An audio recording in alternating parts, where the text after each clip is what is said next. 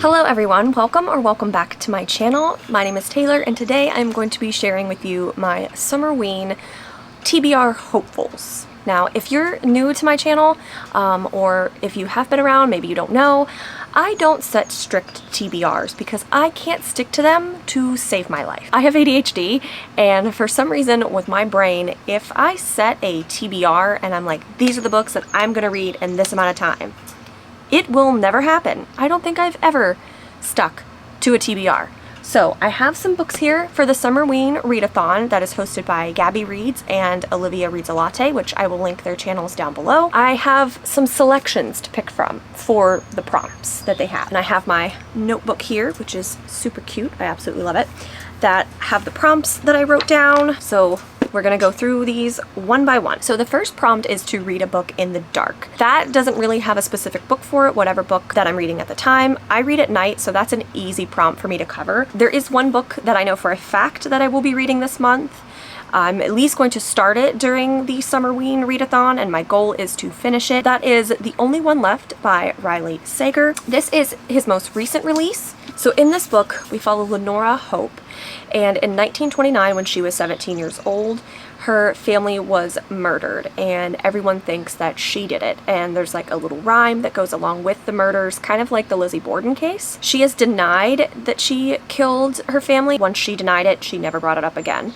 Well, now as she is older, she has had a series of strokes and she has to have a home health aide come and help take care of her. That is when our main character comes in, and it's now 1983, and Kit is her new home health aide, and the previous one left in the middle of the night freaking out, and Kit doesn't quite know why. One night, Lenora asks Kit through her typewriter that she uses to speak because after the strokes, she is unable to communicate. She tells Kit that she wants to tell her everything and reveal everything that happened, but she did not do it. But she wants to share with her what actually happened. Well, as Kit is finding out these things, she's thinking Lenora is not telling her the full truth, and she starts to discover why the previous aide left the way that she did. I am super excited for this book. It sounds so good. I've never read a Riley Sager before, so I'm gonna start with this one. I have several of his other books, so hopefully this one is good and I want to continue reading the rest of his work.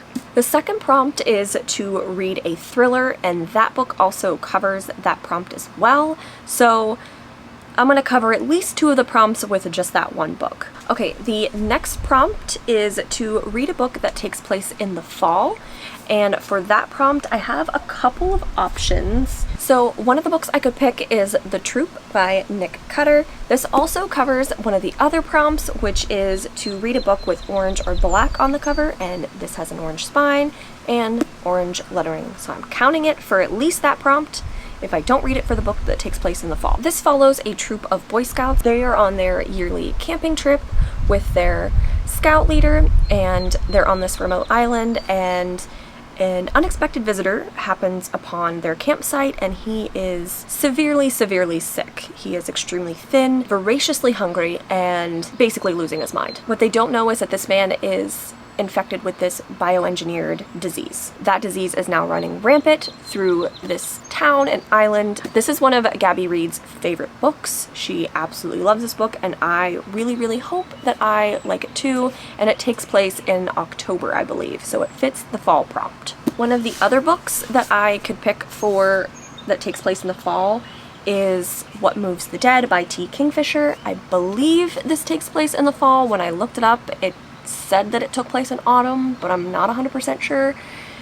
I don't know much about this book. I do know that this is a kind of retelling or like reimagining of The Fall of the House of Usher by Edgar Allan Poe. And I've read that story, but I was in school and I don't really remember what happens. So I'm gonna kind of go into this one blind, which I prefer to do with books, and also this book is super short, so I kind of don't really want to know anything about it, because when a book is this small, I feel like it kind of gives away everything because there's not much to work with here. Another book that I could pick from, actually two more, because I'm just going to show them both.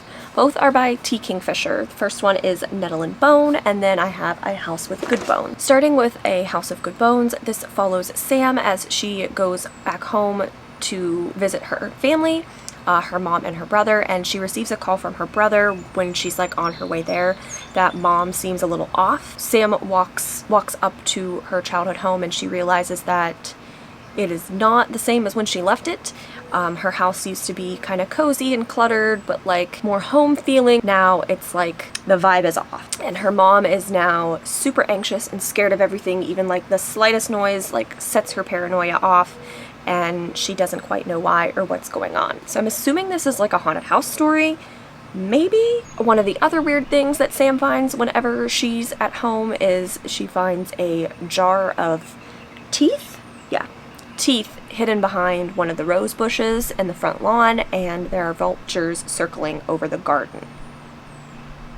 I don't know, it sounds like a great time. This is another short one, so I'm trying to pick some smaller books too because I don't read very fast, and I also work a full-time job, and for me that uses up all of my energy. So by the time I get home, I don't really want to do anything, let alone read, because my brain is not functioning anymore. The other one is Nettle and Bone.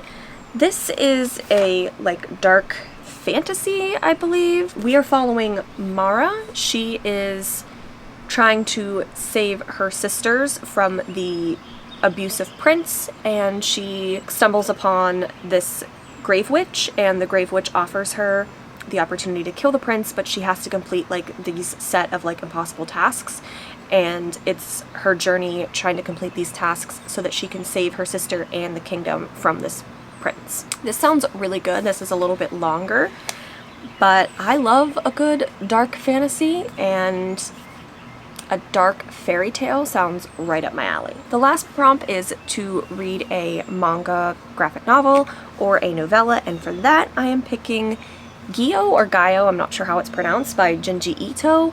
I absolutely love Junji Ito's work. I love it. I have read Uzumaki, which freaked me the fuck out. It was awesome.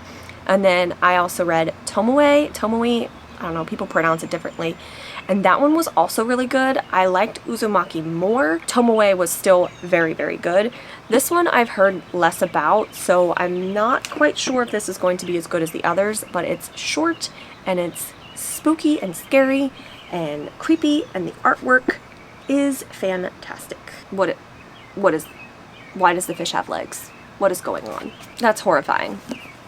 Horrifying, and I am super excited to read this. I've been putting it off for a while. I don't know why, but it is fate, and now I have the opportunity and excuse to read it sooner rather than later, and I'm so excited. It's gonna be so good.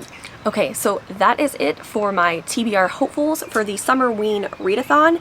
If you want to participate, it's actually a week long, and it takes place from July 7th, which is this Friday, to July 13th. Sorry this video was kind of quick, but I am outside and I'm trying to finish this up real quick before my neighbors see me filming and wonder what I'm doing.